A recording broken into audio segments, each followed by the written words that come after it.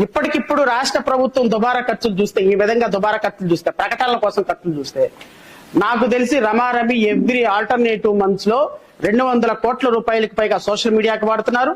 అంతే సుమారుగా ఖర్చు పైగా పత్రికా ప్రకటనలకి, టీవీ ప్రకటనలకు వాడుతున్నారు. ఎక్కడి నుంచి వెళ్తుంది? ఎక్కడి ఈ డబ్బంతా ఎక్కడి నుంచి వస్తుంది? గౌరవ ఉప ముఖ్యమంత్రి గారు, గౌరవ ముఖ్యమంత్రి గారు, గౌరవ మంత్రి గారు, ఈ డబ్బు ఎక్కడి నుంచి వస్తుంది? ఎవరు కడుతున్నారు? ప్రతి అధికారి గుర్తుపెట్టుకోవాలి.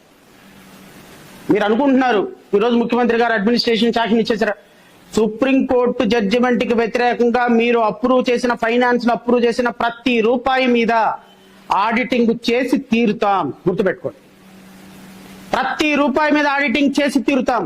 ఏ ఒక్క అధికారి అయినా సరే కేవలం మంత్రులు చెప్పారు, ముఖ్యమంత్రులు చెప్పారని సుప్రీంకోర్టు, హైకోర్టు ప్రిన్సిపల్స్ కి వ్యతిరేకంగా, రూల్స్ కి వ్యతిరేకంగా, రెగ్యులేషన్స్ కి వ్యతిరేకంగా మీ ఇష్టం వచ్చినట్టు చేస్తే